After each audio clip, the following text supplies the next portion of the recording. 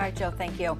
Well, following a lengthy phone call between President Trump and Russian President Vladimir Putin, Trump says Russia and Ukraine will immediately start negotiations towards. The Russia-Ukraine conflict has been one of the most intense and devastating international crises in recent years, reshaping global politics, economies, and security landscapes.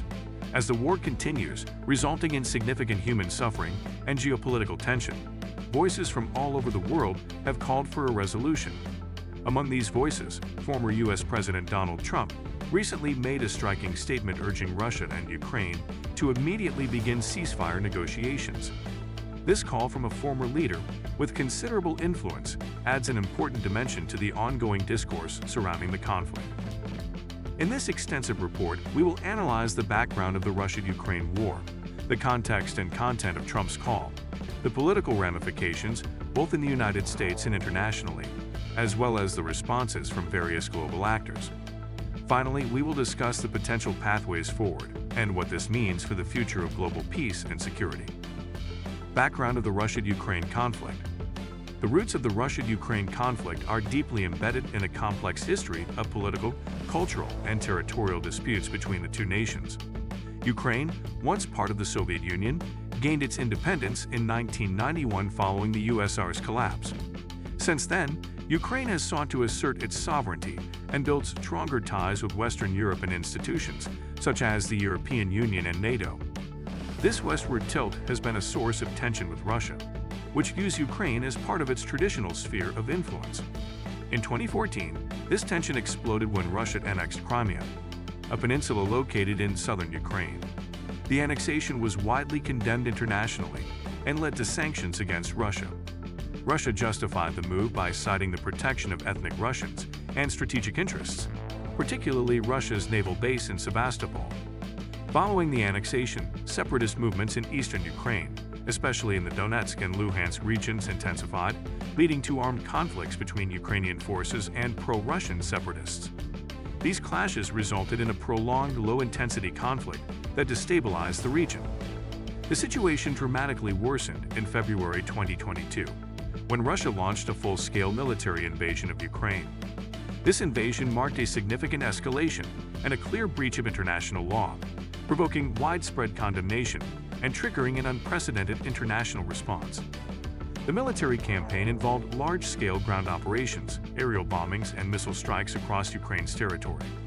Major cities, including Kiev, Kharkiv, and Mariupol, experienced intense fighting, causing massive civilian casualties and destruction of infrastructure. Millions of Ukrainians were displaced internally or fled abroad, creating one of the largest refugee crises in Europe since World War II. The humanitarian impact has been devastating, with critical shortages of food, water, medical supplies, and shelter in many areas. Hospitals, schools, and residential neighborhoods have been targeted, either deliberately or as collateral damage, heightening international outrage. The conflict has not only had local and regional consequences, but has also reshaped global geopolitics. Western countries, led by the United States and European Union, have imposed extensive economic sanctions on Russia, targeting its financial sector, energy exports, and individuals close to the Kremlin. Simultaneously, significant military and financial aid has been provided to Ukraine to help defend its sovereignty. The war has tested the cohesion and unity of NATO, with member states rallying to support Ukraine and enhance their own defenses in Eastern Europe. Russia, in response, has sought to strengthen ties with allies such as China, India, and Iran, while continuing military operations and attempting to control key regions in Ukraine. Diplomatic efforts to end the conflict, including multiple rounds of talks, have been intermittent and fraught with difficulty. Issues such as the status of Crimea, the independence claims of separatist-held areas, and security guarantees remain major stumbling blocks. The complex interplay of historical grievances, national interests, and geopolitical rivalries makes the path to peace challenging and uncertain. In this highly volatile environment, calls for ceasefire and negotiations have come from many quarters, aiming to reduce suffering and prevent further escalation. However, the stakes remain incredibly high, and any resolution requires addressing the deep-rooted issues that fuel the conflict. It is against this background that former President Donald Trump's recent call for immediate ceasefire negotiations gains importance, as it adds another voice to the ongoing search for peace. Overview of Trump's call for ceasefire negotiations. Former President Donald Trump's recent public call for an immediate ceasefire and peace negotiations between Russia and Ukraine has added a new and somewhat unexpected dimension to the ongoing discourse surrounding the conflict. Though no longer holding official office, Trump remains a highly influential figure in American politics, and his statements often attract significant attention both domestically and internationally. His call, which came through official statements and social media, urged both Russia and Ukraine to halt fighting immediately and begin unconditional talks to bring an end to the war. In his announcement, Trump emphasized the urgent humanitarian crisis unfolding due to the conflict. He pointed to the staggering loss of lives, millions of displaced civilians, widespread destruction of homes and infrastructure, and the long-term psychological trauma inflicted on entire generations. For Trump, these devastating human costs underscore the necessity of immediate action. He framed the ongoing war not only as a tragedy for the people directly involved, but as a source of increasing global instability with ripple effects reaching far beyond Eastern Europe.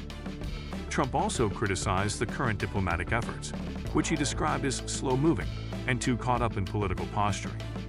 He suggested that the complex international negotiations, including the sanctions regime and military support for Ukraine, have created conditions that prolong the war rather than resolve it. Trump's approach calls for both sides to put aside political agendas and start talks without preconditions, arguing that waiting for perfect terms has only delayed peace and prolonged suffering. This stance is consistent with Trump's previous foreign policy approach during his presidency, which often favored direct negotiations and deal-making. Even with adversaries, over multilateral diplomacy and extended negotiations, Trump has a history of engaging in high-profile summits and agreements that emphasize quick results, sometimes at the expense of long-term strategic alignment or consensus building. His call for ceasefire negotiations reflects this style, prioritizing dialogue and immediate steps toward peace over drawn-out diplomatic processes. The announcement has garnered mixed reactions. Supporters of Trump, especially those who advocate for de-escalation and ending U.S. involvement in foreign conflicts, see this as a necessary and pragmatic move. They'd argue that the continued military engagement and sanctions create more harm than good, and that peace negotiations are the only way to stop the bloodshed. Conversely, critics have expressed concern that Trump's call oversimplifies a highly complex conflict and could undermine efforts to support Ukraine's sovereignty and territorial integrity. They caution that premature ceasefire talks, without addressing key issues such as Russian aggression, war crimes, and the legal status of occupied territories, might lead to unfavorable outcomes or tacit acceptance of territorial gains through force. As we continue, the next section will examine the political ramifications of Trump's call in greater detail and explore how it has influenced domestic and international debates surrounding the conflict. Political ramifications and domestic impact. Donald Trump's call for an immediate ceasefire between Russia and Ukraine has sent ripples through the U.S. political landscape, stirring both support and criticism. Domestically, it reignites debates about America's role in global conflicts, its foreign policy priorities, and the balance between diplomacy and military support. Supporters of Trump, especially within the Republican base, welcome his call as a pragmatic and humane appeal. Many argue that the U.S. should pivot away from prolonged military engagements abroad and focus on peace and economic recovery at home. Trump's message resonates with those weary of costly foreign wars and skeptical about the benefits of providing continued military aid to Ukraine. His supporters often emphasize that diplomacy and negotiation should be prioritized over military escalation, viewing his call as a necessary push to avoid further loss of life and economic strain. On the other hand, critics see Trump's intervention as potentially harmful. Many Democrats and some Republicans argue that his call ignores the realities of the conflict, particularly Russia's role as the aggressor violating international law. They worry that an immediate ceasefire without addressing key issues like Russia's annexation of Crimea or its aggression in eastern Ukraine could effectively reward military conquest and embolden future acts of aggression. For these critics, supporting Ukraine's right to defend itself and restoring its territorial integrity are non-negotiable principles. The Biden administration has generally maintained a firm stance supporting Ukraine's defense while seeking diplomatic solutions, framing military aid as essential leverage to bring Russia to the negotiating table from a position of weakness. Trump's call challenges this approach by emphasizing immediate dialogue rather than prolonged military support. This divergence adds complexity to U.S. foreign policy debates, highlighting tensions between a more interventionist, principled approach and a pragmatic, deal-driven approach favored by Trump and his allies. Politically, Trump's statement also comes at a sensitive time, as the U.S. approaches presidential and congressional elections. Foreign policy issues often play a key role in campaigns, and Trump's call for ceasefire negotiations is likely to be used both as a critique of current policies and as a campaign platform. For some voters, Trump's focus on peace and negotiation may appeal strongly. For others, concerns about national security and international law enforcement may override. Moreover, Trump's influence among conservative media and social groups ensures that his call will keep the Russia-Ukraine conflict a hot topic in domestic discussions. Whether it shifts actual policy remains uncertain, but it undeniably pressures current leaders to justify their strategies and offers an alternative narrative that prioritizes ending the war quickly. In summary, Trump's call has complicated an already polarized debate about America's role in the conflict. It highlights the competing priorities of diplomacy versus defense, peace versus principle, and short-term humanitarian relief versus long-term geopolitical stability. The evolving domestic political context will be key in shaping how U.S. policy adapts in the coming months. International reactions. Internationally, former President Trump's call for immediate ceasefire negotiations between Russia and Ukraine has prompted a range of reactions, reflecting the varied interests and perspectives of key global players. While peace remains a common aspiration, the geopolitical stakes and alliances make the path forward highly complex. European leaders generally welcomed any renewed emphasis on dialogue and ceasefire, given the continent's proximity to the conflict and direct impact on European security and economies.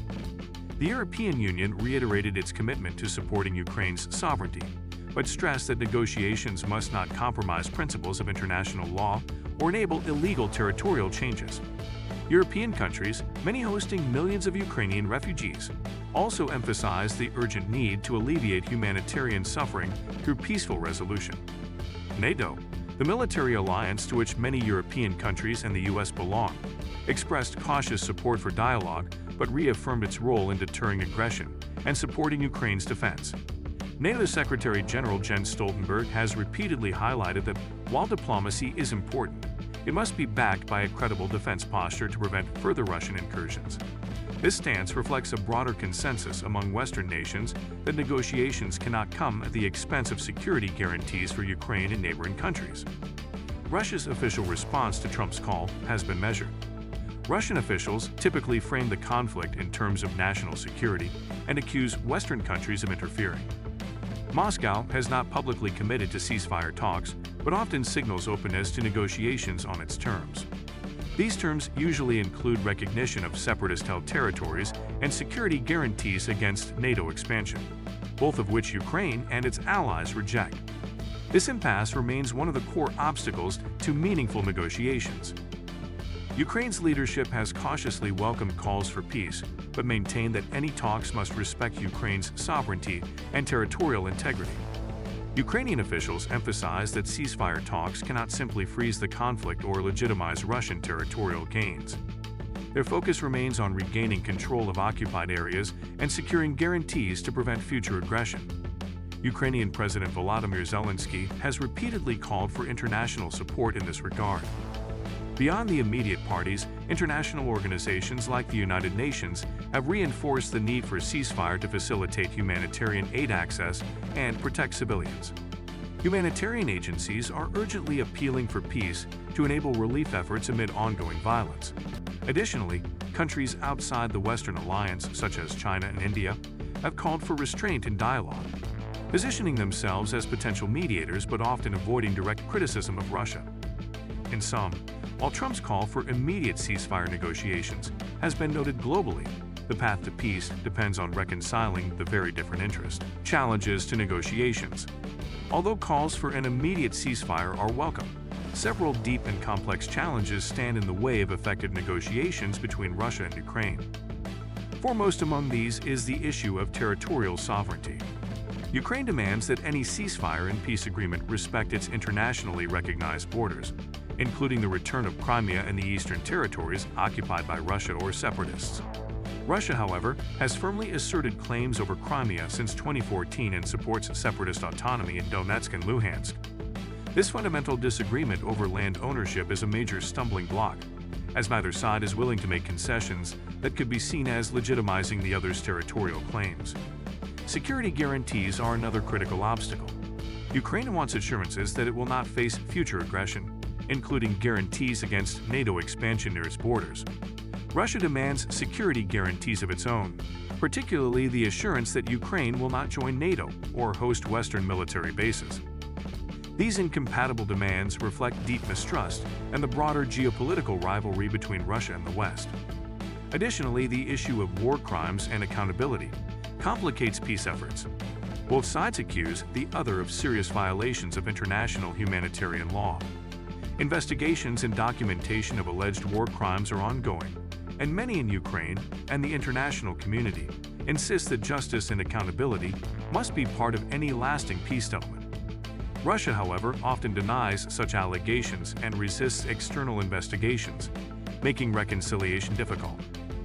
The involvement of third parties and external influences further complicates negotiations.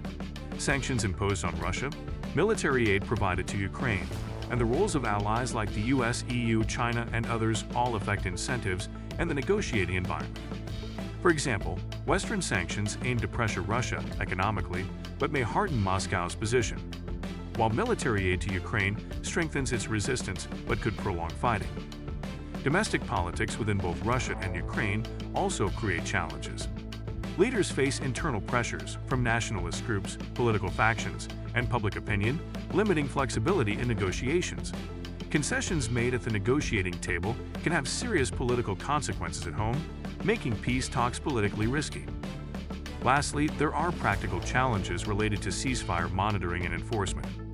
Previous ceasefires have been violated repeatedly, eroding trust and making it difficult to maintain peace. Effective peacekeeping and verification mechanisms are needed but require agreement from all parties and international support. Together, these challenges illustrate why achieving a ceasefire and lasting peace is not just about willingness, but also about overcoming substantial political, security, and legal hurdles. Potential scenarios and the way forward. Looking to the future, the path of the Russia-Ukraine conflict remains uncertain, but several scenarios offer insight into possible outcomes following calls like Donald Trump's for immediate ceasefire negotiations. The most optimistic scenario is a successful ceasefire, followed by comprehensive peace talks. In this scenario, both Russia and Ukraine would agree to halt hostilities and engage in negotiations facilitated by international mediators. The talks would address key issues such as territorial disputes, security guarantees, and humanitarian access. Such a process would require compromise and goodwill on both sides, backed by international guarantees and mechanisms for enforcement. A sustainable peace agreement could then pave the way for rebuilding, reconciliation, and regional stability. This outcome would significantly reduce human suffering and economic disruption, marking a positive turning point for Europe and global security. A less hopeful but plausible scenario is the continuation of the conflict with intermittent negotiations. Here, ceasefire talks might begin but collapse due to disagreements over core issues, leading to a prolonged stalemate. Fighting may continue sporadically, with fluctuating intensity, causing ongoing destruction and displacement. This frozen conflict scenario resembles past periods of low-level conflict in eastern Ukraine and risks dragging on for years. It also leaves unresolved tensions that could ignite renewed violence. Another possibility is escalation. Failure of negotiations and increased military actions could widen the war's geographic scope, drawing in other countries or triggering broader confrontations. This scenario raises the specter of greater global instability, economic crisis, and humanitarian disasters. The Russia-Ukraine war is a defining conflict of our era, bringing immense human suffering and geopolitical upheaval. Former President Donald Trump's call for urgent ceasefire negotiations shines a spotlight on the pressing need for dialogue and peace. While this message has sparked debate and controversy, it reflects a broader international hope that diplomacy can replace violence. Achieving lasting peace will require overcoming deep-seated challenges related to territory, security, justice, and trust. It demands a coordinated global effort, sincere negotiations, and courageous leadership on all sides. The coming months will be critical in determining whether the world moves closer to peace or faces continued conflict. For millions affected by the war, peace cannot come soon enough.